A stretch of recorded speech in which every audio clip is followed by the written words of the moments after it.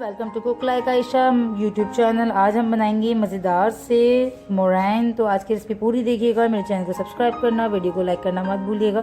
तो चले हम बनाते हैं ये मज़ेदार से मोरैंग। मोरैंग बिस्किट बनाने के लिए जो चीज़ें हमें चाहिए वो नोट कर लीजिए। 2 एग वाइट्स, अप्रोक्सीमेट ये हाफ कप से ज़रा सा कम है, ये हाफ कप जितना ही होगा। और जितना हम लेते हैं एग वाइट्स उसकी हम डबल क्वांटिटी में लेते हैं शुगर। तो 1 कप है यहाँ पे शुगर पाउडर, आइसिंग शुगर ले लें या शुगर पाउडर। 1 टीस्पून यूज करूंगी मैं लेमन जूस, या फिर आप अगर लेमन जूस नहीं है तो विनेगर भी यूज कर सकते हैं। और वनीला एसेंस के फ्यू ड्रॉप्स। बहुत ही कम इंग्रेडिएंट्स होते हैं इसके, जस्ट इसकी एक टेक्निक है और इसका टेम्परेचर है। अगर आप टेम्परेचर को मेंटेन कर सकेंगे तो आपके मोरैंग बिस्किट बिल्कुल परफेक्ट बनेंगे। सबसे पहले हम एग वाइट्स को बीट करेंगे।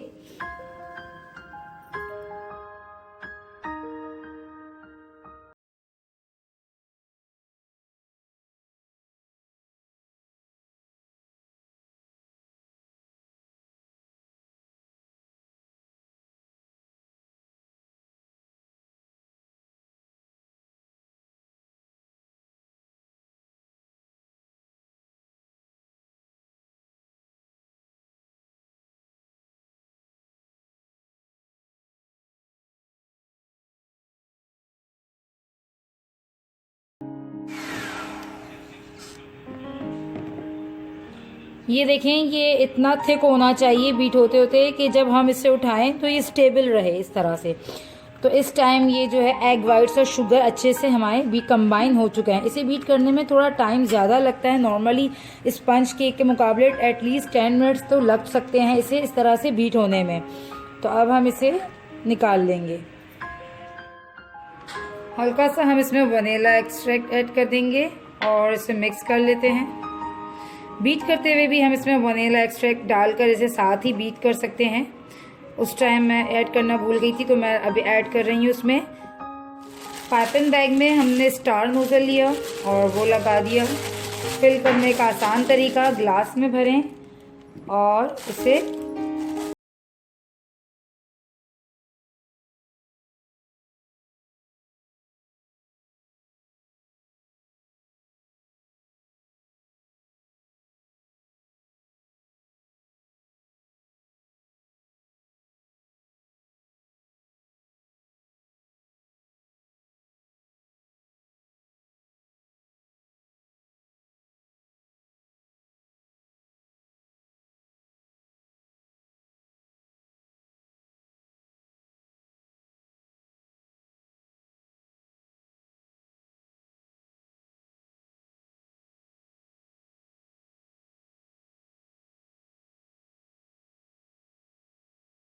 बिल्कुल लाइट ब्लू कलर होता है इसका, तो बिल्कुल हल्का सा डालकर देखिएगा।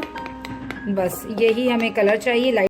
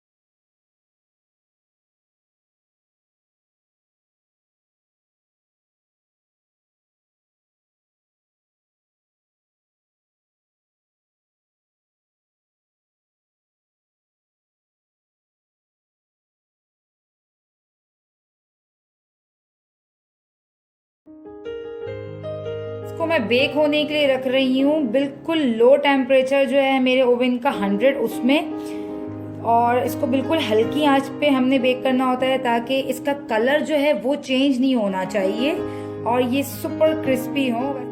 मोरैंग बिस्किट्स हमारे बेक हो चुके हैं। देखिए इसका चेक करने का तरीका क्या है। जब आपके मोरैंग बिस्किट ऊपर से क्रिस्पी हो जाए और इजीली ये उठ जाए इस तरह से, तो इट्स मीन जो है आपके मोरैंग बिस्किट्स बेक हो चुके हैं। ये कम से कम 45 मिनट और ज्यादा से ज्यादा 1 घंटा आपका लेगा। पर बिल्कुल हल्की आंच पे आपने इसे बेक करना है कि नीचे से ना जले।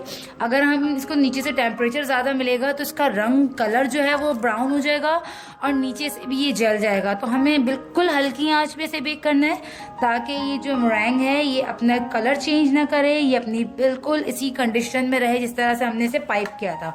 नेक्स्ट चीज़, जब हम इसे एकदम से टेम्परेचर हाई टेम्परेचर इसे मिलता है तो मेरेंग जो है ऊपर से क्रैक कर देता है अपने आप को। तो ख्याल रखें कि ये देखिए, ये मैंने टेम्परेचर ज़्यादा था जब उस वक्त रखा था तो इस वजह से इसमें क्रैक्स आ गए हैं। बट जब मैंने नेक्स्ट इसको करने के बाद इसको रखा तो उस वक्त टेम्परेचर इतना नहीं था, तो आप देखें इसके ऊपर कोई क्रैक्स नहीं आए। तो मैंने आपको ये दिखाने की वजह ये है कि आप जान सकें कि टेम्परेचर का सबसे ज़्यादा इशू होता है मेरेंग में। टेम्परेचर सही है तो मेरेंग्स बिल्कुल सही बनेंगी। नॉर्मल बिल्कुल हल्की आंच में आपने इसे तसल्ली से बेक करना है, कोई जल्दी नहीं है।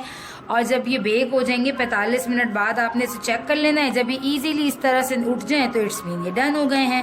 अब हम इसे थोड़ा सा 10 मिनट बाहर ऐसी टेम्परेचर पर रखेंगे, फिर हम इसे डिश आउट करेंगे।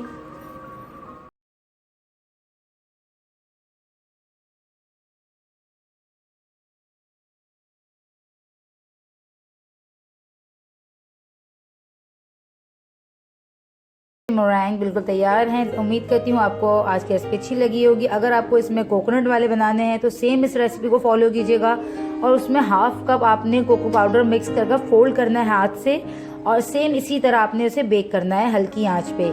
तो उम्मीद करती हूँ आपको आज की रेसिपी समझ आई होगी। मेरे चैनल को सब्सक्राइब करना और वीडियो को लाइक करना मत भूलिएगा। मिलती हूँ नेक्स्ट रेसिपी में, जब तक के लिए दीजिए इजाज़त। अल्लाह हाफिज़।